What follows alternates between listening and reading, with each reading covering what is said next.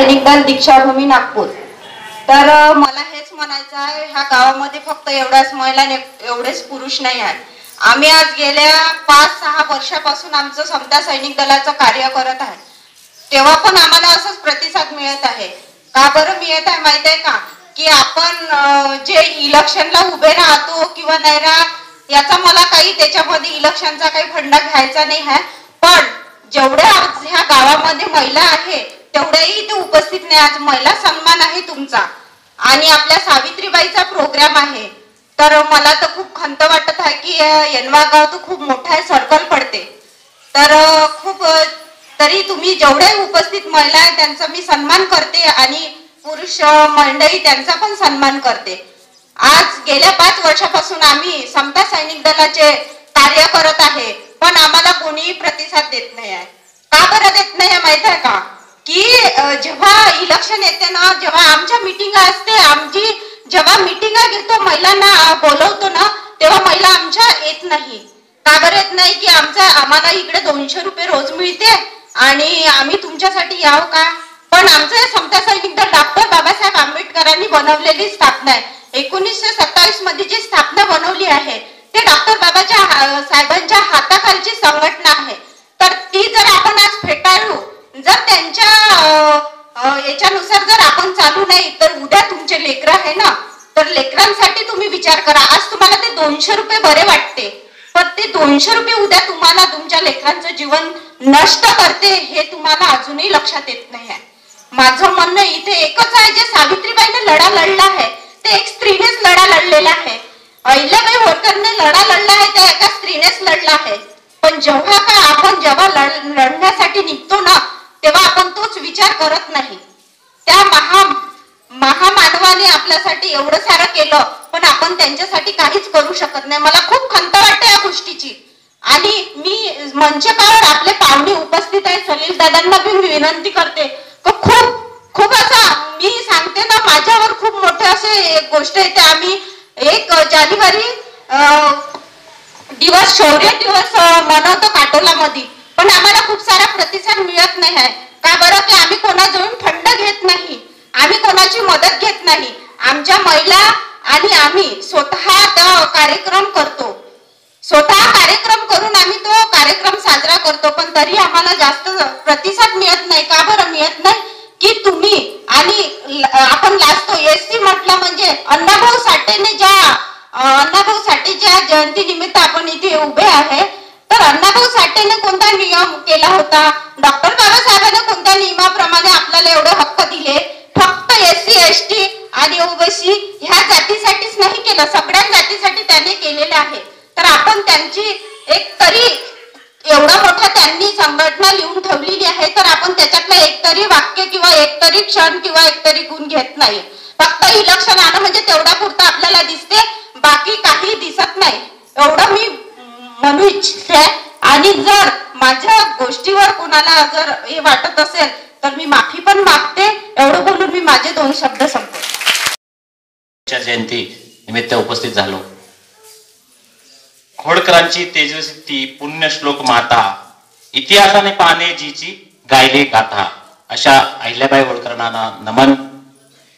सांगून गेले भीमराव जग बदल घालून घाव, सांगून गेले मला भीमराव गुलामगिरीच्या या चिखलात ऋतून बसला काय रावत।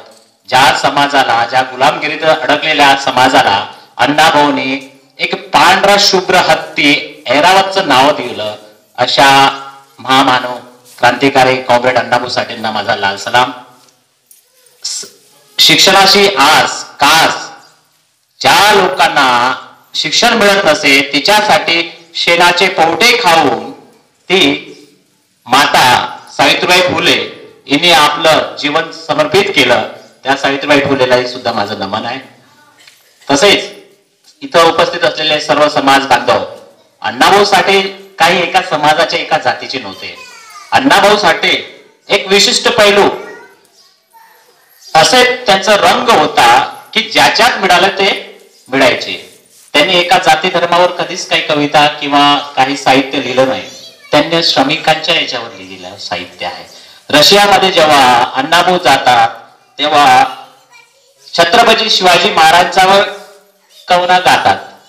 ज्या देशामध्ये मराठी भाषा कळल्या जात नाही, ज्या देशात आपल्या महाराष्ट्रातल्या अण्णाभाऊला तिथली रशियन भाषा कळत नाही, त्या ठिकाणी भाषांतरामधनं आपल्या महाराष्ट्रातील कुलदैवत असलेल्या शिवाजी महाराजांचा कवना गाला. प्रथम माय भू चरणा शिवबा चरणा गातो मी कवना, असं त्यांचं वाक्य आहे. त्याचबरोबर जेव्हा अण्णाभाऊ साठी रशियात जातात, तिथे त्या ठिकाणी शोधतात काय, त्यांचा एक रशियाचा प्रवास आहे. मातंग समाजामध्ये जन्मलेला व्यक्ती हा कष्टकरी कामगार वर्गातला असला तरी आपण त्यांना जातीच्या नजरेने पाहतो, पण अण्णाभाऊने तिथं मातंग समाजाचा व्यक्ती नाही शोधला. तिथं सर्व धर्म जातीत असलेला कामगार वर्गाचा एक माणूस शोधण्यासाठी पूर्ण रशिया त्यांनी छानली. एका ढिगावर त्यांना मिळाला, एक तिथे मिठाची काहीतरी ढीग होती, त्या ढिगावर एक कामगार झोपलेला निवांत. अण्णाभाऊला वाटलं की अरे या ज्या पक्षामध्ये मी कम्युनिस्ट पक्षाचा मी गातो, ज्या कम्युनिस्ट पक्षाचा मी सदस्य आहे, त्या पक्षाचा समाजवादाचा नारा आहे. खरंच या देशात तर रशियामध्ये समाजवाद आहेच का पाहायचं आहे आपल्याला, समाजवाद आहे का, खरंच तो समाजवाद इथे नांदतो का. कम्युनिस्टांचं असं बऱ्याचशा भाषणामध्ये हमारा नारा समाजवाद समाजवाद समाजवाद इन्कलाब जिंदाबाद, मग खरंच इथं समाजवाद आहे का. तर त्यांना तिथं समाजवाद बघायचं असताना तिथे कुठे गुलामगिरी आहे काय हे बघायचं होतं. तर त्या ढिगारावर झोपलेल्या त्या एका मजुराला विचारते, का रे बाबा तूही या व्यवस्थेचा पिळलेला व्यक्ती आहे का. तो त्याच्या भाषेत सांगतो, अण्णाभाऊ सोबत एक ट्रान्सलेटरही असतो, तर त्यांना सांगतो की मी इथे ना मी इथं निवांत पडलेलो आहो, माझं जे कामाचा वेळ आहे मी तो काम करून आणि माझा हा जे माझ्यासाठी देशासाठी जे माझं कर्तव्य आहे ते मी करून इथं निवांत आहे. आमच्या डोक्यावर जे याचे ढिगे होते कष्ट करण्याचे आणि घाम 24 तास राबण्याचे, ते आता गेले. आता ज्या लेणीनं आमच्यावर समाजवादाचा जो ठपका ठेवला आहे त्याच्यामुळे मी निवांत झोपलेला आहे आणि मला माझे मजुरीचे पैसे मिळालेले आहे, त्या कारणानं मी इथं निवांत झोपलेला आहे. मग एका अण्णाभाऊला मराठी भाषिकाला ज्या महाराष्ट्रातल्या भाषा दुसऱ्या कोणत्या देशातल्या लोकांना समजणार नाही, तिथल्या त्या एका मजदुराच्या व्यक्तीला कळलं आणि अण्णाभाऊने ते कळून घेतलं. म्हणजे अण्णाभाऊ काय शोधतात, अण्णाभाऊ हे जात नाही शोधत, तिथे कामगार शोधतात. म्हणून ते म्हणतात ही पृथ्वी कष्टकऱ्यांच्या हातावर आहे, नाग फणीच्या मस्तकावर तरली नाही. म्हणून त्यांच्या वाक्य हे मॉस्को सारख्या देशामध्येही सुद्धा शिवाजी महाराजच्या पुतळ्यावर आणि लेनिनच्या पुतळ्यावर लिहिलेला आहे. मॉस्कोमध्ये शिवाजी महाराजांचा पुतळा बसवलेला आहे, कारण तिथेही कम्युनिस्ट विचारसरणीचे लोक आहेत. अण्णाभाऊ साठी मी आता कम्युनिस्ट का सांगतोय, माझं जेव्हा मी कम्युनिस्ट होण्याच्या सुरुवातीला मी सुद्धा मातंग समाजाचा अण्णाभाऊचा एक कार्यकर्ता म्हणून मातंग समाजाचा व्यक्ती म्हणून होतो. अमरावतीत 6 दिवस मी आमरण उपोषण केलं ते अण्णाभाऊसाठी पुतळ्यासाठी. माझं उपोषण मी सांगत नाही, त्याचं कारण मागचं सांगतोय. कारण आम्ही कम्युनिस्ट काय झालो, आज जे देशातले आमचे फडणवीस साहेब सांगतात आम्ही रशियात पुतळा बसवला, त्यांनी पहिले आपल्या मागच्या अंधार बघावं. अमरावतीमध्ये 21 वर्षाआधी पुतळ्यासाठी मी 6 वर्ष होतो, ज्यावेळेस मी तरुण वर्गात होतो, मी 18 वर्षाचा असेल तेव्हा अण्णाभाऊ साठे पुतळा हा 12 लाखाचा त्यावेळेचा सलेबे तुमच्या माहितीसाठी सांगतो, तिथे 21 वर्षापासून पुतळा अजून झाकलेला आहे. मग तेव्हा मातंग समाजाची अस्मिता कुठं जाते. तुम्हाला आम्हाला वाटते की आरटी दिली तर आम्हाला सर्वच काही मिळालं, आम्हाला वर्गीकरण मिळालं तर सर्वच काही मिळालं. अरे हे राजकारणाचे डावपेच आहेत. मग तो रशियामध्ये जर पुतळा तुम्ही बसवता, सांगता सरळ भारतांना आम्ही मातंगाचे कैवारी, अहो तुम्ही मातंगाचं का प्रेम दाखवता हे आम्हाला कळतंय, आम्हाला पुरोगामी विचारधारांना कळतंय. कारण मातंग हा हिंदू धर्मामध्ये मोडतो म्हणून आणि सब करणार आहे, म्हणून हे जातीय तेढ हे अपकड मार्गाच्या याने समाजात पेरण्याचं आहे.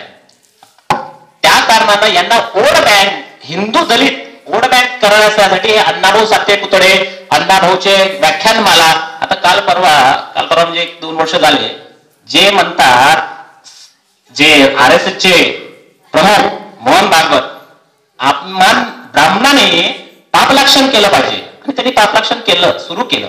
पापलाक्षण कसं केलं? मागच्या वर्षी अण्णाभाऊ साठेचा एक व्याख्यानमाला आणि कार्यक्रम, एका पुस्तकाचा कार्यक्रम ठेवला मुंबईत, कॉम्रेड मोरेजी. त्या व्याख्यानमालेमध्ये ते पुस्तक प्रकाशनाच्या वेळेस सांगतात, अण्णाभाऊ साठे आणि सावरकर, जे सावरकर माफीवीर म्हटले जाते, जे आपल्या पडून जातात अशा लोकांच्या माळ्यामध्ये मोडणारे हे भागवत अण्णाभाऊ साठे आणि हे दोन्ही एका माळ्यातले मणी म्हणतात. हे असं हे सरकार आहे आणि हे यांचं पापलाक्षण आहे. काय करणार त्याला? पश्चातवृत्ती करणे असे हे लोक म्हणतात आणि करायला लागले. आता मातंग समाजाचा विधानसभेवर घेतला अमित गोरखे, ज्यांनी किती भ्रष्टाचार केला अण्णाभाऊ साठे महामंडळाचा. आता जेव्हा काँग्रेस आणि सेनेचं सरकार होतं, उद्धव ठाकरे महाविकास आघाडीचं, त्यावेळेस त्या सरकारने 1000 कोटी रुपयाचं प्रावधान केलं होतं. आता ते 1000 कोटी गेले कुठं? मग आता आम्हाला वाटलं की नाही बाबा चला 1000 कोटी तर मागच्या सरकारने दिलं आणि सरकार बदललं. सरकार कसं बदललं हे तुम्हाला माहिती आहे, रातोरात काय झालं काय गेलं. त्या सरकारने आता मातंग समाजाला सॉफ्ट करणं वोटिंग म्हणून पुण्यामध्ये जे लहुजी साळवे, ज्याचं आता गाणं वाजवतं ना, लहुजीची तलवार आहे साहित्याची खाणं, ते दोघांचं मी तोडमोड जोडमोड करून सांगतो. आता तिथं 85 कोटी रुपयाचं उद्घाटन केलं, मातंग समाज खुश. मग 305 कोटी रुपयाचं चिराग नगरच्या याचं उद्घाटन केलं, मातंग समाज खुश. आम्ही काय हिंदू मातंग, कट्टर हिंदू मातंग आहोत, कट्टर हिंदू मातंग आहे. कारण लहुजीने सांगूनच गेले होते ना, लढेल तर जगासाठी मरेल तर देशासाठी. त्यावेळेस देशची ही संकल्पना नव्हती. पहिले राजघराणे होते आणि तो पठार होता, पुणे जो हा पुणे हा जेव्हा आहे मुंबई त्या दरम्यानचा हा पठार होता, तेव्हा राजेशाही होती. तेव्हा देश कुठं होता? मग जेव्हा आम्ही माता समाजाचे लहुजी सांगतो, मग अण्णाभाऊ सांगतो, हे आम्हाला धर्मात अडकवण्याचे आणि जातीच्या राजकारणात अडकवण्याचा प्रयत्न करतात. यांनी 305 कोटी तिथे दिले आणि 20 कोटी अण्णाभाऊ साठे वाटेगाव, सचिन साठे हे ते त्यांचं गाव गोडो गात होते ते. आता याचे टोटल पकडा 305 कोटी आणि 20 कोटी आणि 85 कोटी किती झाले? जास्तीत जास्त जेमतेम 400-500 कोटी झाले असेल. मग बाकीचे कोटी गेले कुठं? मग अण्णाभाऊ साठे महामंडळाचा ज्या समाजाचा आर्थिक विकास व्हायला हवा होता, ज्याचे मुलं शिकायला हवा होते, तर कुठे आहे? नाही. आता मग आरटीची घोषणा केली. आरटीची घोषणा केली म्हणजे झालं का? नाही, घोषणा केल्यानं नाही.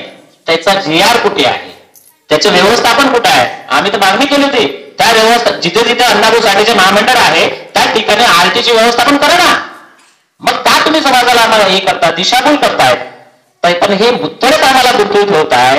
जो 20 वर्षापासून अण्णाभाऊ साठेचा पुतळा अमरावतीत बसला, त्याच्या जागी आमरण पुष्पाला मी बसलो होतो, तो पुतळा अजूनही झाकलेला आहे. आणि महाराष्ट्रभर एकच पुतळा नाही, असे अनेक अण्णाभाऊचे पुतळे आहेत जिथं पुतळ्या अधुरे आहेत किंवा गाव लोकांच्या विरोधामध्ये तो पुतळा पाडल्या जाते आणि जातीवाद होते.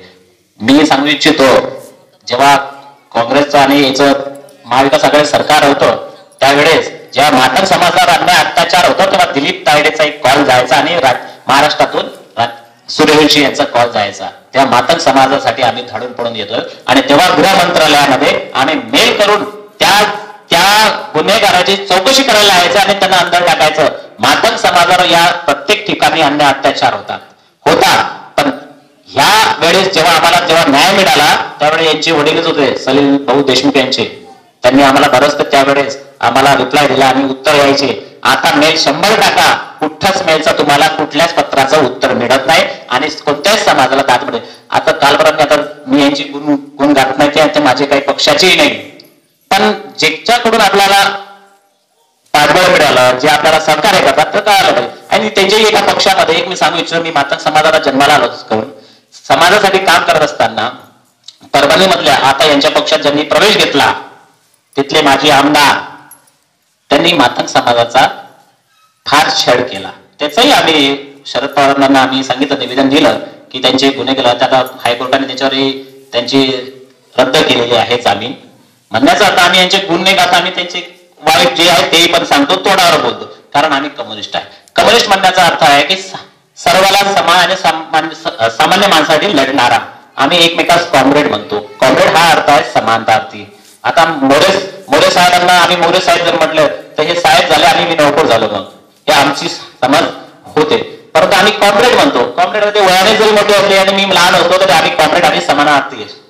म्हणून कॉम्रेड जे आहे आज आमच्या मागे कॉम्रेड लागते, अण्णाभाऊ साठेच्या मागे कॉम्रेड लागते. अण्णाभाऊ साठे कोणत्या एका जातीचे किंवा एका पक्षाचे नव्हते, एका विचारधारेसाठी ते लढणारे लढवय्ये नेते होते, कार्यकर्ते होते. ज्या समाजाला ज्यांनी फार मोठं योगदान दिलं, ज्या समाजाचं ते नेतृत्व आहे, पण ते समाजाला अजून कळलं नाही. त्यांनी एक बाबासाहेबांच्या कवितेत म्हटलेलं आहे, आजही आम्ही हिंदू धर्माचा फार पगडा घेऊन बसलेलो आहे, परंतु त्यांचा एक शब्द मी सांगितलो जे आज आता ते गाणं वाजत होतं, त्याच्यात फार मोठं मस्तक कडवं होतं.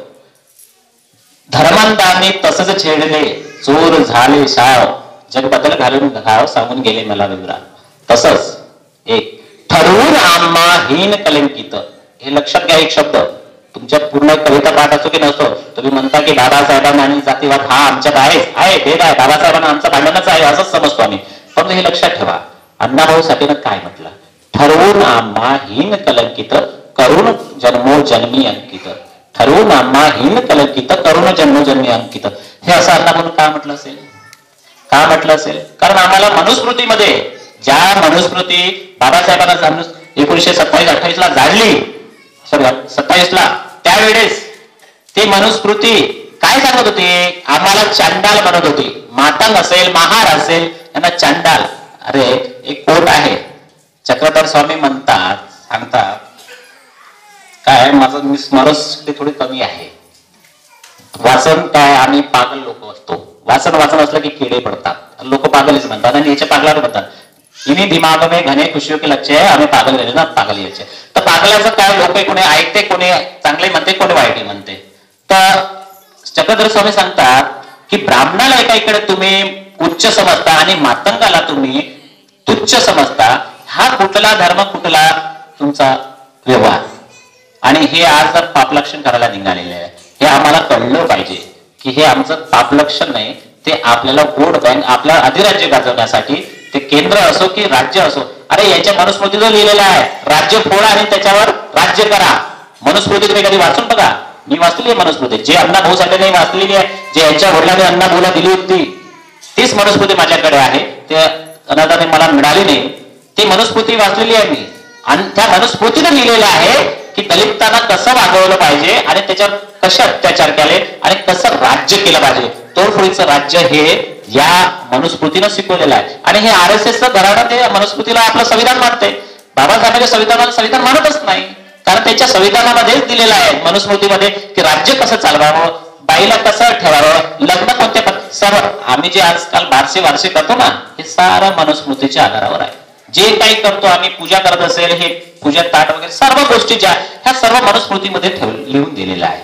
आणि हे मनुस्मृती आमच्या सर्वात जास्त जे आर्थिक, सामाजिक, शैक्षणिक मागासलेले आहे त्यांच्या डोक्यात घुसलेला आहे. हा, देवीची पूजा केल्याने आम्हाला बल होते, गणपतीची पूजा केल्याने आमचे सारे विघ्न हरतात, देवाला नमन केल्याने, देवाला नवस केल्याने आम्हाला सर्व काही मिळते. हे सारं या मनुस्मृतीनं देऊन ठेवलेलं आहे की यांनी यांच्या डोक्यात कसं घालायचं, काय करायचं, काय नाही. आणि हे ब्रेन वॉश करतात एक प्रकारे. त्यांच्या आर्थिक विवेचनेचा अभ्यास करून, त्यांना आर्थिक सहाय्य करून त्या पद्धतीने समाजाला आपल्याकडे वळवण्याचं काम करतात. मग त्यांचे वेगवेगळे शिबिर चालतात, वेगवेगळे. खरं तर आपणही याच्यामध्ये मागं पडलेलो आहोत. आपले शिबिर काय, आपण कधीच प्रबोधन येत नाही. हा, आता ताई म्हणाला की इथं असलेले फार फार कमी लोक आहेत. म्हणतात ठिणगी जर टाकली ना तर पेटायला कधी वेळ लागत नाही, तर ठिणगी टाकायला पाहिजे. आणि ठिणगी टाकण्यासाठी हा प्रयत्न आपण नेहमी केला पाहिजे. आपण पडतच नाही, पण ते बरोबर ठिणगी टाकतात, ते तर गोले टाकतात आणि आपण पाठीमागे राहतो. म्हणण्याचा अर्थ हा आहे की समाजाला जागृत करण्याचं प्रत्येक गावाचा आणि प्रत्येक व्यक्तीचा आहे. ह्या फक्त जात पात नाही. आणि मातंग समाजाने आणि इतर दलित समाजाने समजून घेतलं पाहिजे की हे जे व्यवस्था आहे, हे भांडवली व्यवस्था, ही आपणाला धर्म नावाची अपूची गोळी खाऊ घालतो आणि त्याच्या नशेमध्ये आयुष्यभर राहतो. म्हणून जरा धर्म सोडा, बाबासाहेबांना वाचा, सावित्रीबाई फुलेंना वाचा. आता लहुजीचे गाणं वाचत असताना, लहुजी कोण होते? लहुजी सांगतात की आमचे लहुजी हे हिंदू होते आणि ते देशासाठी मरत होते, अमुक तमुक. पण ते आम्हाला लढवया शिकवत होते, तलवारीची धार, लहुजीची तलवार. खोटा आहे. लहुजी हे सावित्रीबाई शिक्षणाचं रक्षण करत होते, ते भक्षक नव्हते. आणि जे जे सांगितलं जाते ना, याचे गुरु त्याचे गुरु, तो काळ पेशवांचा ज्या वेळेस माता असो या बुद्ध असो या कोणत्याही धर्माचा व्यक्ती असो, दलितांना ते तुच्छ समजला जाते. जो वाडा आहे शनिवार वाड्यामध्ये, तिथं किती लोक पुरलेले आहेत ते बघा. आणि त्याच्यासाठी विरोध करणारे लवजीस होते. आणि लवजीस होय की ज्या ब्राह्मणाच्या विरुद्ध उभे राहणारे आणि सावित्रीच्या पाठीमागे राहणारे, त्यांचं रक्षण करणारे लवजी साडवे. म्हणून आपण हा विचार केला पाहिजे, शिक्षणाची आग धरली पाहिजे, आपल्या मुलांना शिक्षणाकडे वळवलं पाहिजे. या देवी देवताच्या मागे पडून काही उपयोग नाही. मी भरपूर धर्म केले, मी वैष्णवीपर्यंत पैदल गेलो, काहीच नाही मिळालं. पण आज मी त्या विचारधारेकडे जेव्हा वळलो, जेव्हा मी अण्णाभाऊ साठेच्या पुतळ्या पकडासाठी मी बसलो, तेव्हा अण्णाभाऊ साठेच्या नावासमोर कॉ लिहिलं होतं. कॉचा अर्थ कॉम्रेड. मी एकाला विचारलं, भाऊ कॉचं मतलब काय? ते म्हणजे कॉम्रेड. मला कळाला नाही. म्हटलं कॉम्रेड म्हणजे काय? ते होतं मार्क्सवादी. म्हटलं मार्क्स कोण होता? मला वाटलं असेल कोणी बाबा फकीर वगैरे वाचला मार्क्स. मग मला एक सांगितलं, तुला नाही कळणार, म्हणजे एक काम कर, तुला आवडतं कोण आहे तुझ्या आदर्श? म्हटलं शिवाजी महाराज. तर मग तू तिथे स्टॉल लागलेला आहे, शिवाजी महाराजचं पुस्तक घे. म्हटलं बरं घेतो. तर ते शिवाजी कोण होता हे पुस्तक घे, आणि ते शिवाजी कोण होता ते पुस्तक होतं ते कॉम्रेड गोविंद पानसरेने लिहिलं होतं, जे ज्याच्यासमोर कॉ होतं. म्हटलं अरे या बुड्याच्या नावासमोर, लेखकाच्या नावासमोर कॉ लिहिलेला आहे. म्हटलं अण्णाभाऊ कॉ आणि हा कॉम्रेड लेनिन, कॉम्रेड मार्क्स, हे कॉक आहे काय? कॉक शोधता जेव्हा कॉम्रेडचा अर्थ कळाला, आणि जेव्हा केव्हा वाचता साहित्य वाचता मी कधी कम्युनिस्ट आणि कधी कॉम्रेड झालो मला अजून कळालेच नाही. आणि ह्या ज्या साहित्यामध्ये जे रस आहे, जे अण्णाभाऊ आज जगभर नाव गाजले जाते, ते कम्युनिस्टामुळे. अण्णाभाऊ एक वर्ग न शिकलेला व्यक्ती हा जगाच्या पाठीवर जाऊन साहित्य आपलं गाजवतो. आता विचार करा, मग त्या माणसाचं आपलं विद्यापीठ कुठलं असावं? कोणताही मुलगा जोपर्यंत मुलाला आपण सांगत नाही बाबा म्हण, आई म्हण, मम्मी पप्पा वगैरे, तोपर्यंत तो काहीच बोलत नाही. आपल्याही आईलाही तो आई म्हणतो, आजी नाही म्हणत, त्याला सांगावं लागते. तसंच अण्णाभाऊ जेव्हा मुंबईत आले, जेव्हा कम्युनिस्ट चळवळीच्या याच्या सुबोध मोरे जे साहित्यिक आहेत, त्यांचे आजोबा आर.बी. मोरे हे अण्णाभाऊलाच कम्युनिस्ट पक्षामध्ये आणणारे होते. त्यांच्यासोबत राहून जेव्हा ते साहित्य वाचायचे, कम्युनिस्टमध्ये एक चांगली सवय आहे, ते सामूहिक साहित्य वाचायचं आणि पेंटिंग करायची, वॉल पेंटिंग करायचं, आंदोलनाचं नारे लिहायचे. अण्णाभाऊचं विद्यापीठ जे आहे ते कम्युनिस्ट पक्ष आहे. आणि कम्युनिस्ट पक्षाच्या साहित्य वाचून अण्णाभाऊ साठे हे मार्क्सवादी, त्यांचं एकही साहित्य आम्हाला सामान्याला समजणार नाही, कारण ते सर्व साहित्य जे आहे मार्क्स आधारित आहे. आणि जोपर्यंत तुम्हाला मार्क्स लेनिनचे साहित्य वाचता येणार नाही, तोपर्यंत तुम्हाला अण्णाभाऊ साठे कळणार नाही. अण्णाभाऊ साठे फक्त आम्ही वाचतो कारण आमच्या समाजाचे आहे, कारण ते दलित समाजाचे होते, म्हणून ते त्यांचं वाचून आपलं कळलं पाहिजे ते काय असं लिहिलं नाही कळणार. त्यांची भाषा जी आहे कामगार वर्गाची भाषा आहे, कुठल्या काही कमावण्याची आणि कुठल्या मनोरंजनाची भाषा नाही आहे. आजकाल हे लोक गाणं मनोरंजनासाठी करतात, पण अण्णाभाऊंना वास्तव्य मांडलेलं आहे या देशाचं, आणि या देशाचंच नाही तर विश्वाचं वास्तव्य त्यांनी आपल्या साहित्यात मांडलं. म्हणून अण्णाभाऊ साठे आज अमर झाले, म्हणून त्यांची आज जयंती साजरी होते. जयंत्या कोणाच्या साजऱ्या होत नसतात. तुम्ही आम्ही मेलं तर जयंत्या होत नाही. 8-10 दिवस मेल्यानंतर 10-15 दिवसानंतर डोंगराला हात पोचून जेवण खाण करून घरी लोक जातात. हे सत्य आहे. जयंत्या त्यांच्या होतात, ते समाजासाठी काही करून जातात. म्हणून इन्कलाब कहने लिखने चिल्लाने, जेव्हा आपण नारा देतो ना, इन्कलाब जिंदाबाद, इन्कलाब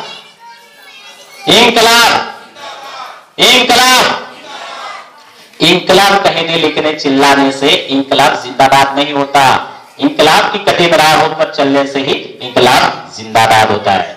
आणि तसं एक नवराष्ट्र, नव समाज, नव संघटन निर्माण करायचं असेल, त्यासाठी त्याग, संघर्ष, बलिदान आवश्यक आहे. त्याच्याशिवाय कुठलंच शक्य नाही. तुम्हाला साधारण घर जरी बनायचं असेल, तुम्हाला आपला वेळ काढून त्याला द्यावं लागते. समाजाचा तुम्हाला मान सन्मान मिळवण्यासाठी तुम्हालाही समाजाने वेळ द्यावा लागते. म्हणजे कुठंतरी संघर्ष आला, आणि संघर्षाशिवाय या देशात, या विश्वात काहीच पर्याय नाही. म्हणून माझं पुन्हा सांगणं आहे शेवटी की समाजातल्या सर्व लोकांनी आपलं शैक्षणिक कडे आपलं लक्ष वळवावे, आणि या धर्मांधाच्या मागे लागू नये. आणि या देवी देवता पुतळ्याने काही होत नाही.